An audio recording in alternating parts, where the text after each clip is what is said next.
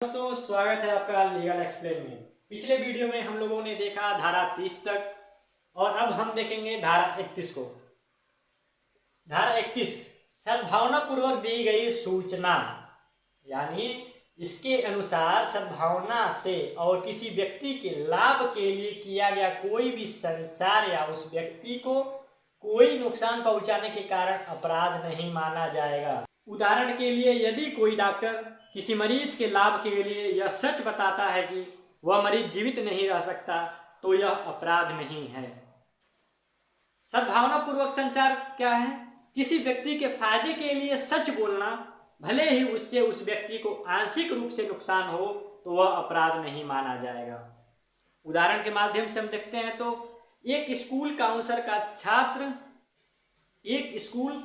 का छात्र को उसकी पढ़ाई के प्रदर्शन के बारे में बताना ताकि वह सुधार कर सके, भले ही छात्र निराश हो जाए। तो एक डॉक्टर का मरीज को उसके स्वास्थ्य की स्थिति के बारे में बताना ताकि वह सही इलाज ले सके, वह अपराध नहीं माना जाएगा। इसका अपवाद है कि यदि संचार बदला लेने या दुर्भावना से किया गया है तो यह लाभ नहीं माना जाएगा और धारा 31 का बचाव लागू नहीं होगा इसके ऊपर।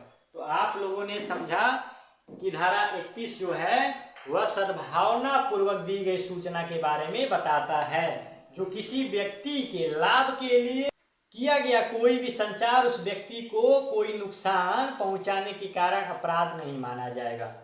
तो इस प्रकार से हम लोगों ने देखा धारा 31 को। अब हम देखेंगे धारा 32 को। अगर आप लोग हमारे चैनल पे न्यू हैं तो सब्सक्राइब करिए, लाइक करिए, बेल आइकन दबाना ना भूलिए और हमारे इस वीडियो को अंत तक देखिए और सभी धाराओं को अच्छे से समझिए और शॉर्टकट में आप लोग नोट्स बनाते हुए चलिए और डायरेक्ट को पढ़ते रहिए और हमारे इस वीडियो को देखकर समझते रहिए। तो अब हम देखेंगे धारा 32 को। वह कार्य जिसको करने के लिए कोई व्यक्ति धमकियों के द्वारा विवश किया गया है, तो धारा 32 क्या कहता है कि जो कोई व्यक्ति तत्काल मृत्यु की धमकी के कारण मजबूर होकर कोई कार्य करता है तो वह अपराध नहीं है, सिवाय उन अपराधों के जो हत्या या राज्य के खिलाफ मौत की सजा वाले अपराध हैं। इसमें अपराध की परिभाषा यह है कि उन कार्यों को अपराध की श्रेणी से बाहर रखती है जो व्यक्ति को तत्काल मृत्यु के डर से किए गए हैं। अपवाद इसका है कि यह नियम हत्या और राज्य के खिलाफ मौत की सजा वाले अपराधों पर लागू नहीं होता है। उदाहरण के माध्यम से अगर हम समझते हैं इसको, तो एक लोहार जो है जिसे डाकुओं द्वारा जान से मारने की धमकी देकर घर का दरवाजा तोड़ने के लिए मजबूर किया जाता है, तो इस धारा के तहत बचाव का हकदार होगा। लेकिन जो व्यक्ति स्वेच्छा से डाकुओं के गिरोह में शामिल होता है उसे इस छूट का लाभ नहीं मिलेगा। ठीक है, तो इस तरह से हम लोग समझे धारा 32 को। अब हम देखेंगे धारा 33 को।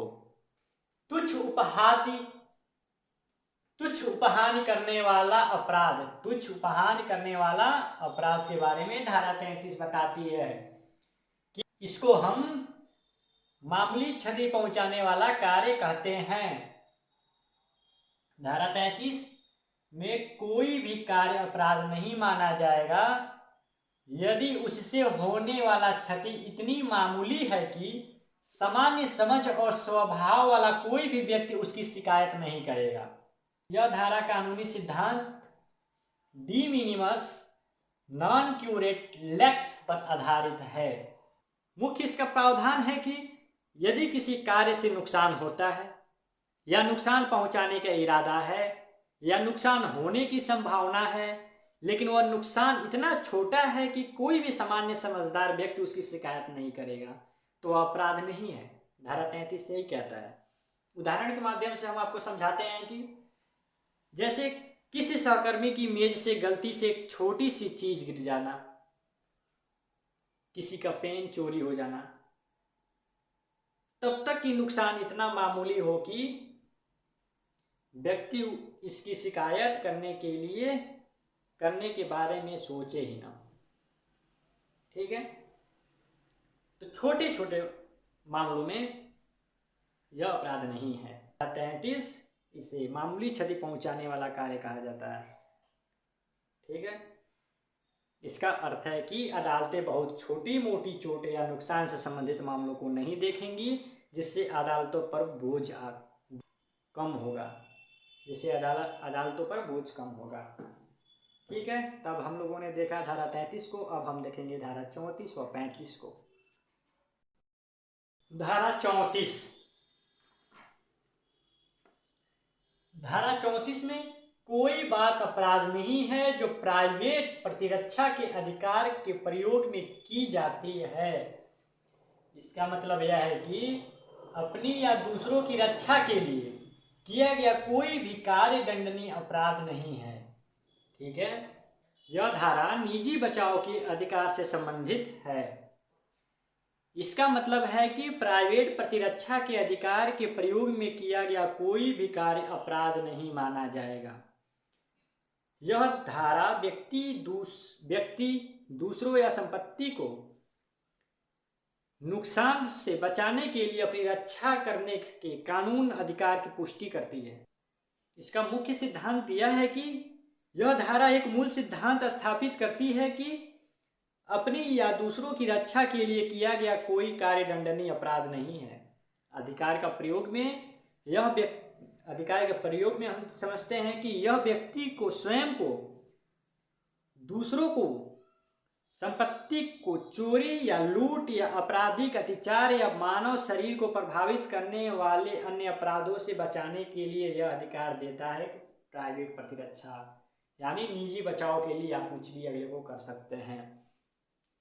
इसका अपवाद में अगर हम देखें तो यदि कोई व्यक्ति गुड फेथ में अपनी निजी रक्षा कर रहा है और उसके कार्यों से किसी को नुकसान पहुंचता है तो उसे दंडित नहीं किया जाएगा। ठीक है, तो इस प्रकार से हम लोगों ने देखा धारा 34 जो प्राइवेट प्रतिरक्षा का अधिकार देती है। अब हम देखेंगे धारा 35 को। धारा 35 शरीर तथा संपत्ति की प्राइवेट प्रतिरक्षा का अधिकार देती है। यह धारा अपनी और दूसरों की चल संपत्ति या अचल संपत्ति की रक्षा के लिए उचित बल का प्रयोग करने का अधिकार देती है। यह अधिकार कैसी है? यह अधिकार चोरी, डकैती, शरारत या आपराधिक अत्याचार जैसे अपराधों के खिलाफ लागू होती है। भारतीय न्याय संहिता की धारा 35 जो शरीर और संपत्ति की निजी सुरक्षा के अधिकार से संबंधित है,